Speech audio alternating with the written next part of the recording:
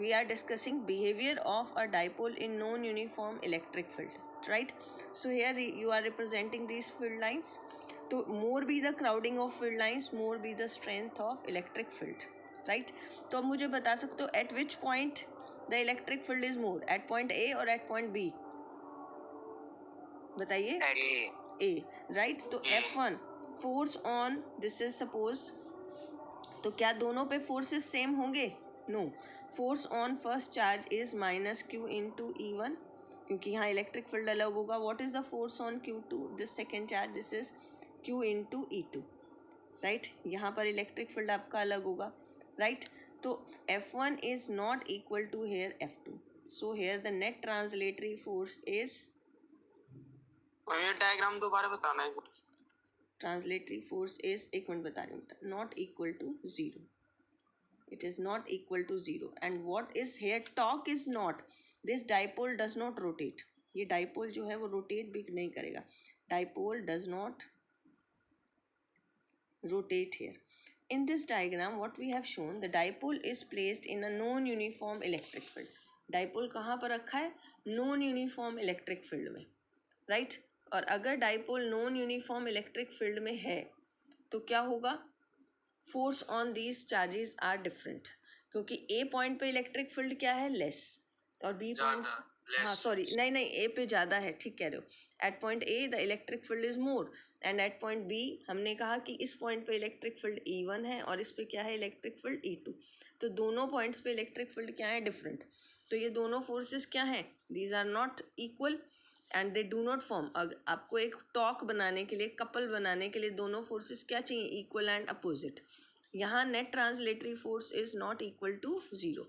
इधर net translatory force क्या होगा? That is not equal to zero. जबकि जब हमने इसको यूनिफॉर्म इलेक्ट्रिक फील्ड में रखा था तो क्या था? कल हमने देखा था मेरा हाँ, then it torque acts and net translatory force is zero. अगर आप एक डाइपोल को यूनिफॉर्म इलेक्ट्रिक फील्ड में रख रहे थे माइनस क्यू प्लस क्यू, तो इसमें क्या बन रहा था? एक कपल बन रहा था, ठीक है. और इसमें नेट ट्रांसलेटरी फोर्स क्या था? नेट ट्रांसलेटरी फोर्स था यहाँ पर, net translatory force is zero. Yes, zero. Yes, okay. अब हमने कल डिस्कस किया था potential energy of a dipole in an electric field. This में be write down one question, potential energy of a dipole. कल किया था पोटेंशियल एनर्जी, पर पीछे वाला नोट करना था. ठीक है, कर लीजिए.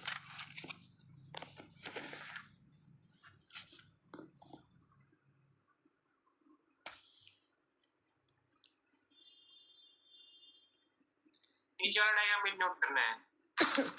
नहीं, वो आपकी चॉइस है. This I have explained only to understand.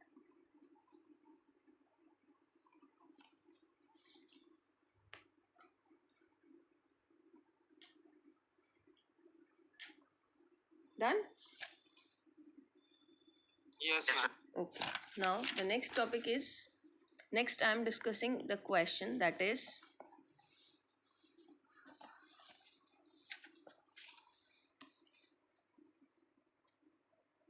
कल हमने पोटेंशियल एनर्जी का एक्सप्रेशन किया था. Potential energy U is equal to minus PE cos theta, और एक और हमने किया था minus PE cos theta 2 minus cos theta 1, right? दोनों किए थे आपने. तो अब इस पे एक क्वेश्चन आता है, find the amount of work done, note कर लो इसे, amount of work done in rotating the dipole in an external field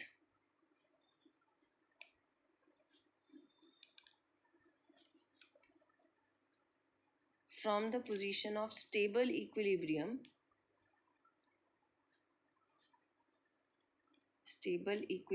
to unstable equilibrium.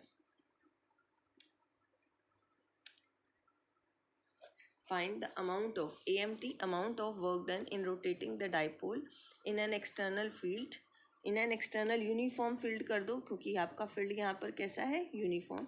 from the position of stable equilibrium to the position of unstable equilibrium. ठीक.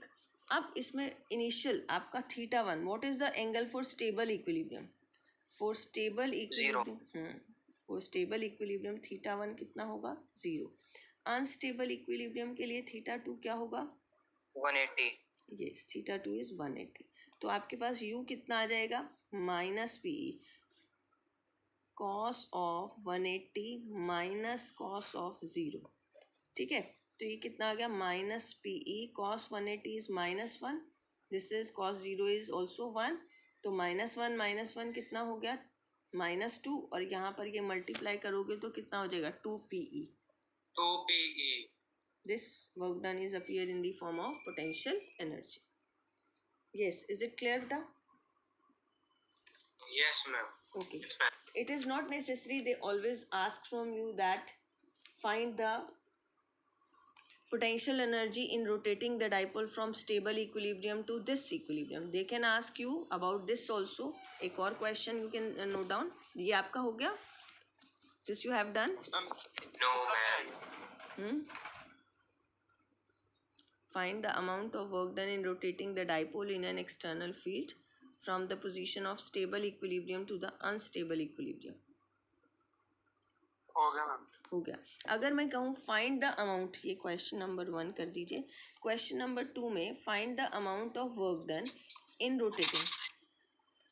Rotating the dipole.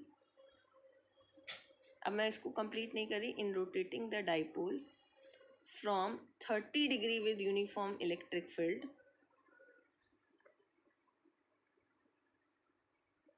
To unstable equilibrium. ठीक है अब 30 degree से unstable equilibrium में जा रहे हैं तो थीटा 1 कितना हो जाएगा 30 और थीटा 2 कितना हो जाएगा 180.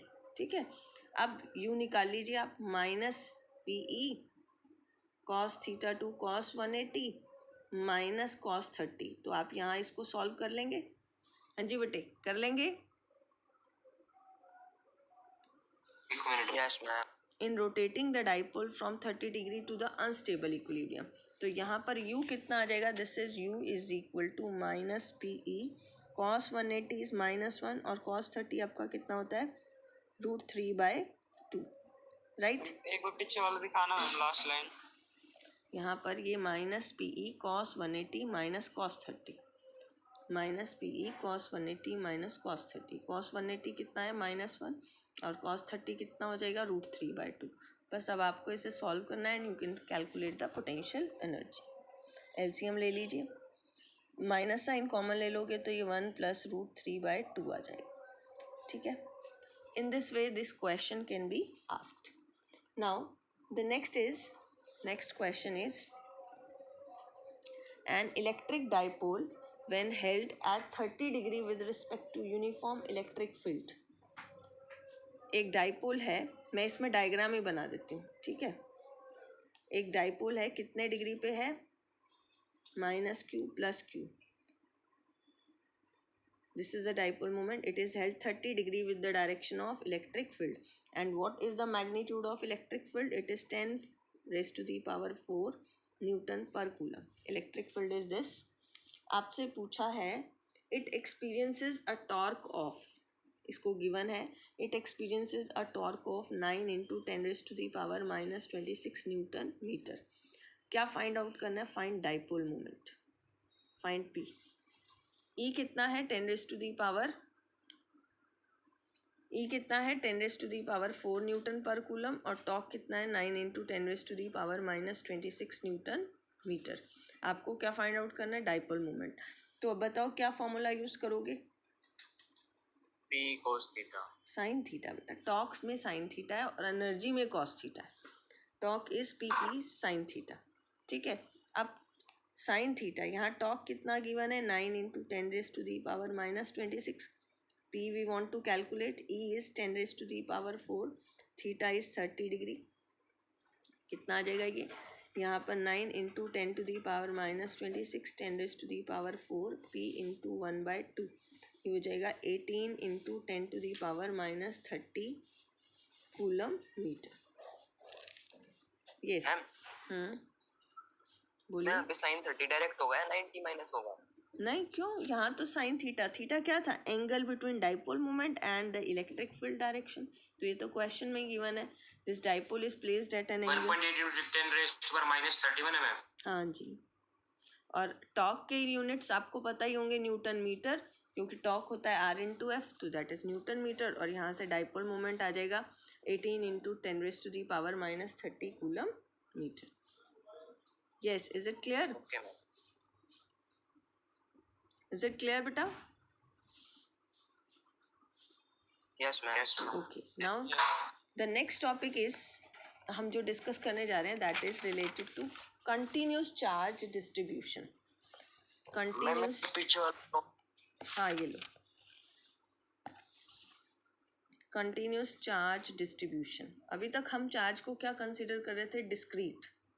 Till now we are considering the charge to be discrete.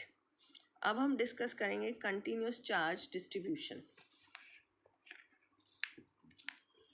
Continuous charge हो गया बेटे? इस टाइप के क्वेश्चन कई स्टूडेंट्स को न्यूमेरिकल से थोड़ा रखता है कि वो नहीं अटेम्प्ट करते, but these are only formula based question, और तो इसको आप इजीली अटेम्प्ट कर सकते हो, राइट? करें next. Next is continuous charge distribution. Continuous, हमने एक प्रॉपर्टी पढ़ी थी, चार्ज इज डिस्क्रीट. अब हम पढ़ रहे हैं कंटिन्यूस चार्ज डिस्ट्रीब्यूशन में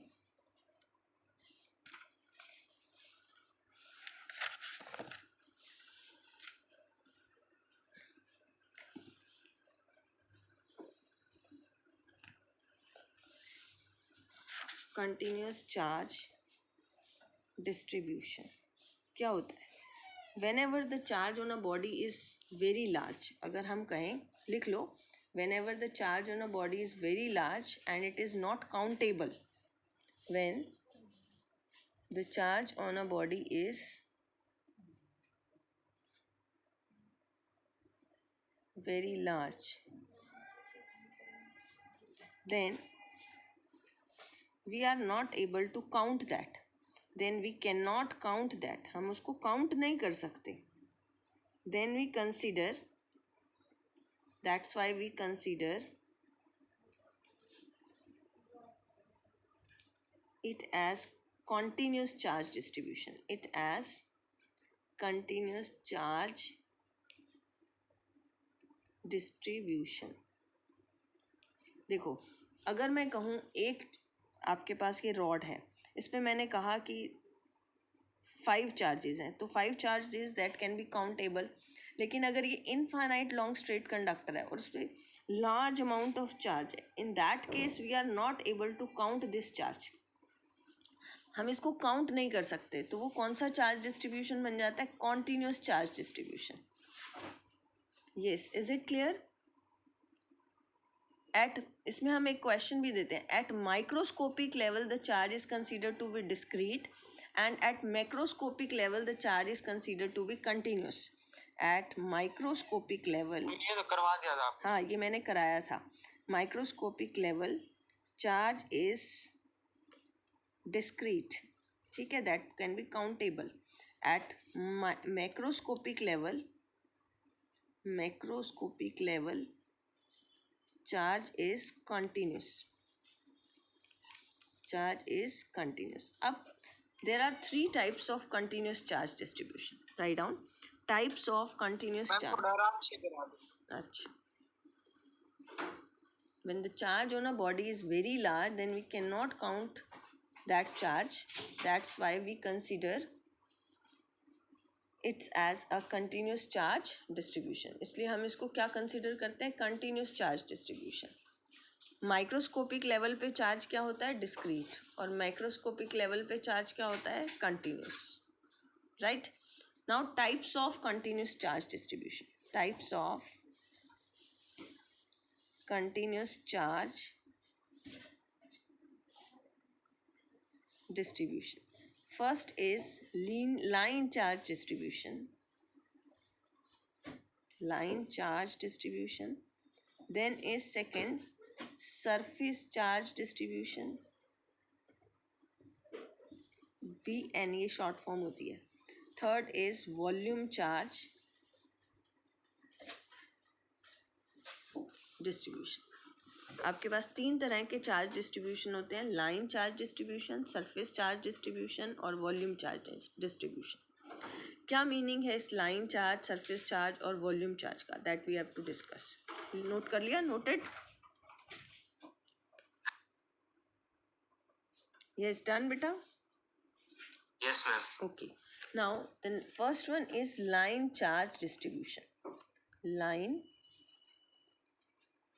charge distribution. If the charge is distributed over a wire or over a length, you can note down, if the charge is distributed over a wire or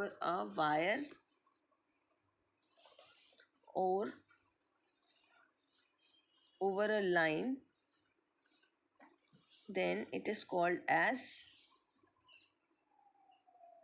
line charge distribution. इसको क्या बोलते हैं हम? Line charge distribution. ठीक है, अब इसमें हम ये ले सकते हैं, suppose if you have this wire, तो इसके ऊपर ये चार्ज डिस्ट्रीब्यूटेड है, right, and may be you have ring. अगर आपके पास एक रिंग है, अगर मैं इस रिंग को खोल दूँ तो आपके पास क्या बन जाएगी? एक वायर बन जाएगी। If you have a wire तो एंड ओपन इट, तो ये क्या बन जाएगी?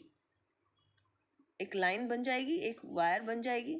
And if the charge is distributed over this ring, तो भी ये क्या, कौन सा डिस्ट्रीब्यूशन है? Line charge distribution. Charge present on a ring. Ring का एग्जाम्पल हम लाइन चार्ज इसलिए लेते हैं, व्हेन यू ओपन इट, कहीं से भी कट करके इस रिंग को खोल दीजिए तो इट बिकम अ वायर। और linear charge, line charge distribution पे, when you are saying that the charge is distributed over a wire or over a ring, then it is represented in terms of linear charge density. So इसकी क्या होती है? linear charge density. अगर charge किसी wire के ऊपर distributed है, then it possesses the linear charge density and that is represented by lambda. Linear charge density. और लैम्डा क्या होता है? This is charge per unit length. What is linear charge density? Charge per unit length. Linear charge density is charge per unit length.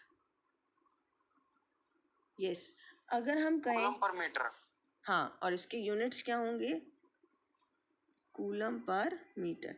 अगर मैं कहूँ ये पूरी line है और इस पर डी क्यू, अगर small amount of charge D Q है that is present over the length D L, तो लैम्डा क्या हो जाएगी? D Q upon D L.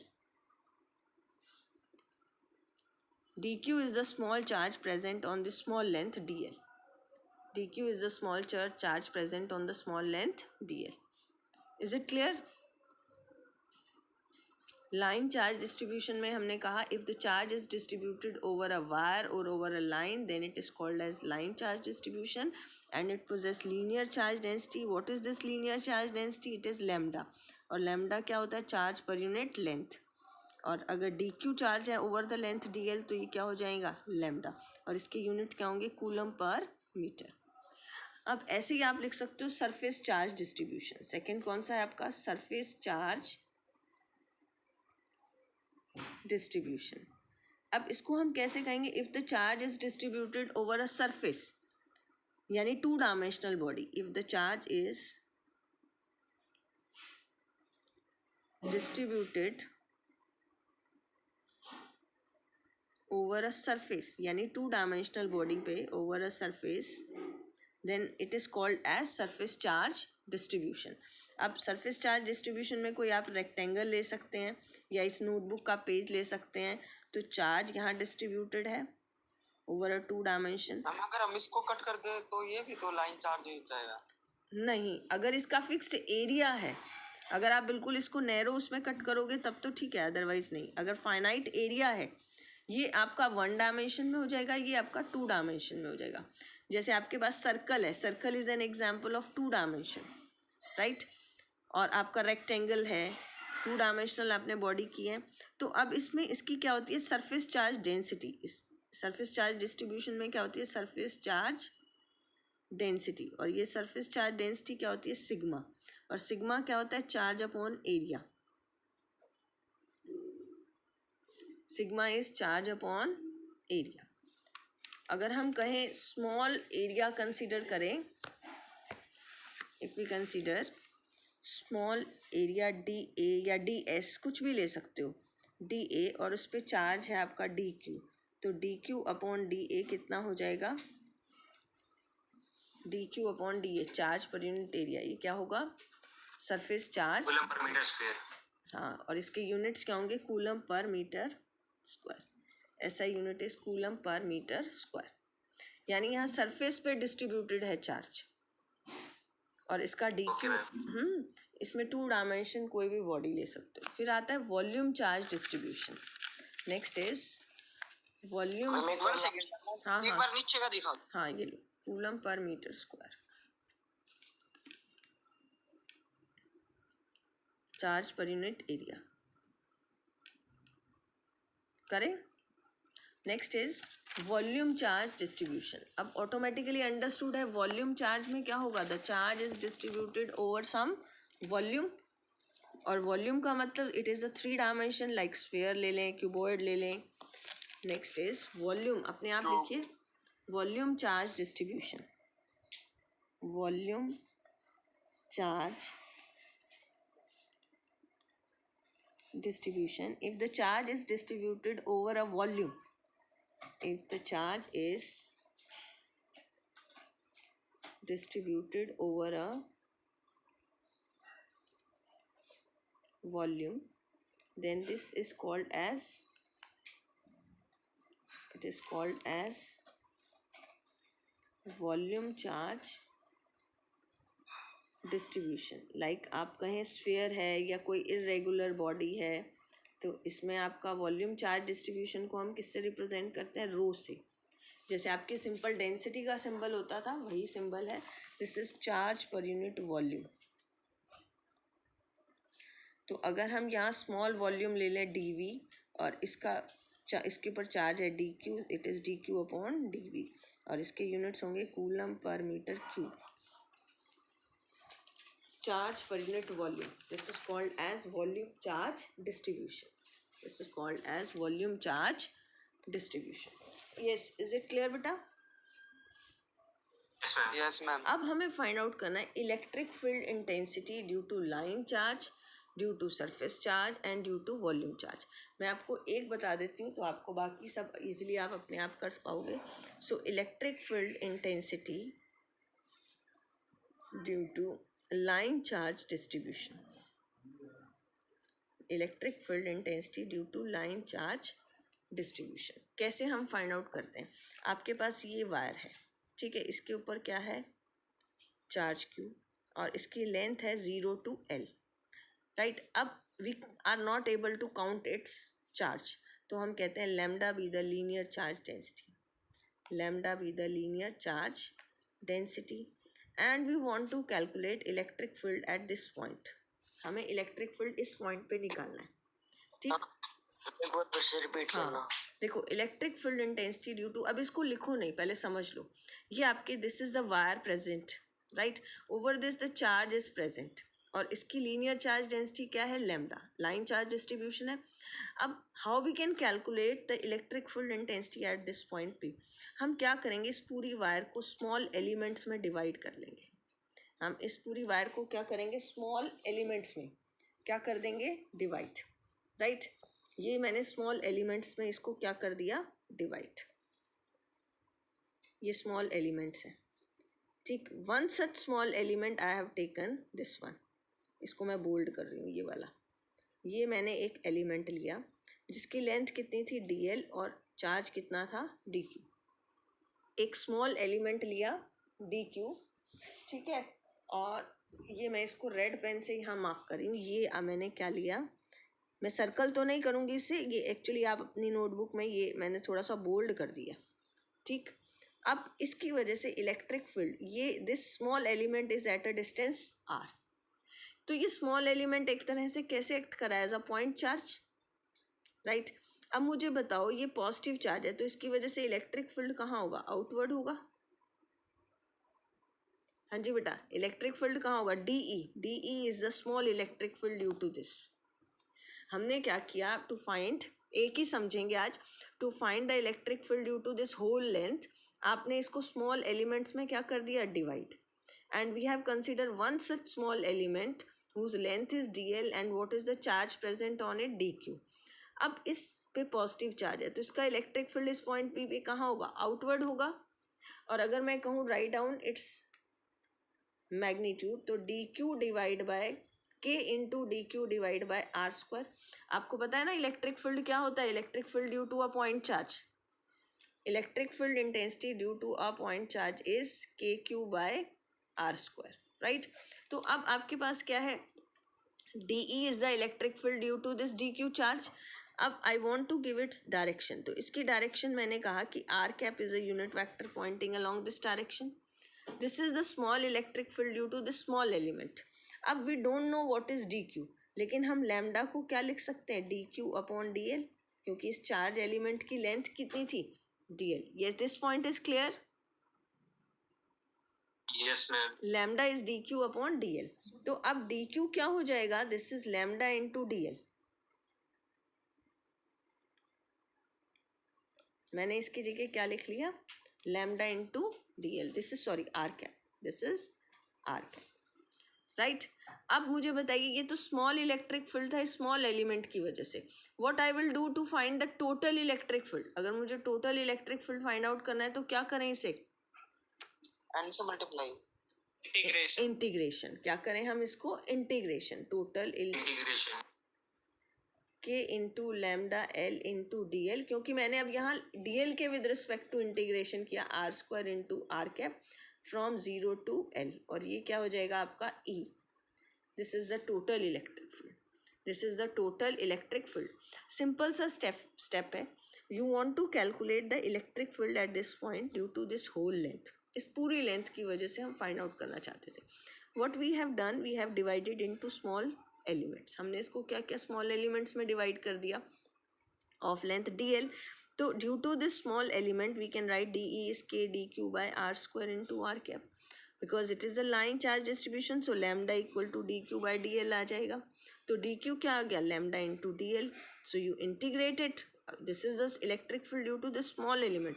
तो टोटल इलेक्ट्रिक फील्ड के लिए क्या करें, इसे इंटीग्रेट, तो ये आ जाएगा के lambda into D L divide by R square into R cap. Yes, is it clear. अब नेक्स्ट इसमें आता है electric field intensity due to surface charge distribution. अगर आपके पास सरफेस चार्ज डिस्ट्रीब्यूशन है तो आप उसमें क्या करेंगे, the whole of the surface is divided into small area elements. करें इसे आगे, आगे नहीं होगा सॉल्व। हाँ जी, बस इतना ही करना है। इसके अभी मैं आपको और एग्जाम्पल बताती हूँ, आगे एक एप्लीकेशन करनी है हमने, अभी तो हम इतना ही छोड़ देंगे, ठीक है। अब नेक्स्ट अगर मैं आपको कहूँ find the electric field intensity due to surface charge distribution, छोटा सा ये भी, electric field intensity due to surface charge distribution, ठीक। अब आपके पास ये सरफेस है, रेक्टेंगुलर सरफेस है। अब इसमें क्या है, sigma be the surface charge density, surface charge density, I want to calculate electric field at this point, मुझे इस पॉइंट पे करना है। तो मैंने एक स्मॉल एरिया ले लिया, ये डी एस, ये क्या ले लिया, एक स्मॉल एरिया ले लिया डी एस, और इस पे चार्ज कितना है, डी क्यू, चार्ज कितना है, डी क्यू, और ये कितने डिस्टेंस पे इस पॉइंट पी से, आर डिस्टेंस पे। तो पहले तो ये बताइए, इस पे पॉजिटिव चार्ज है तो इसका इलेक्ट्रिक फील्ड कहाँ होगा, D E is the small electric field outside, away. Away. तो what is D E, D E is the electric field due to this small charge K D Q, जैसे हमने पीछे लिखा था आर स्क्वायर आर कैप, और R cap इसकी ये direction दे देते हैं, ठीक। Now I want to calculate the total electric field. पहले डी क्यू को हम ये लिख सकते हैं, sigma is equal to D Q upon D S, charge per unit area. तो डी क्यू कितना हो गया, D Q is sigma into D S R square R cap. Total electric field find out करने के लिए आप सारे ऐसे स्मॉल एरियाज का इलेक्ट्रिक फील्ड क्या कर दोगे, ऐड, ऐड करने का मतलब आप क्या करो, इसे इंटीग्रेट,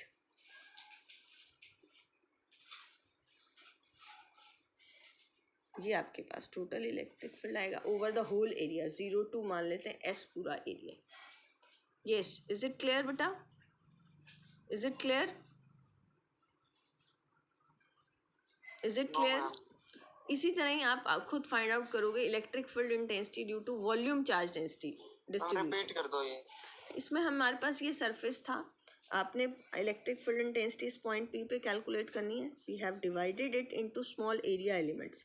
एक एरिया एलिमेंट लिया हमने ds और इसके ऊपर चार्ज कितना है dq, तो इसकी वजह से electric field intensity k into D Q by R square into R cap. अब आप इसको क्या लिख सकते हो, sigma D Q upon D S, charge surface charge density D Q upon D S. तो डी क्यू किसके इक्वल हो जाएगा, सिग्मा इंटू डी एस के डिवाइड बाय आर स्क्वायर। बस अगर आपने टोटल इलेक्ट्रिक फील्ड लेना है तो क्या करेंगे, इसे integrate over the whole surface. Yes, is it clear बेटा?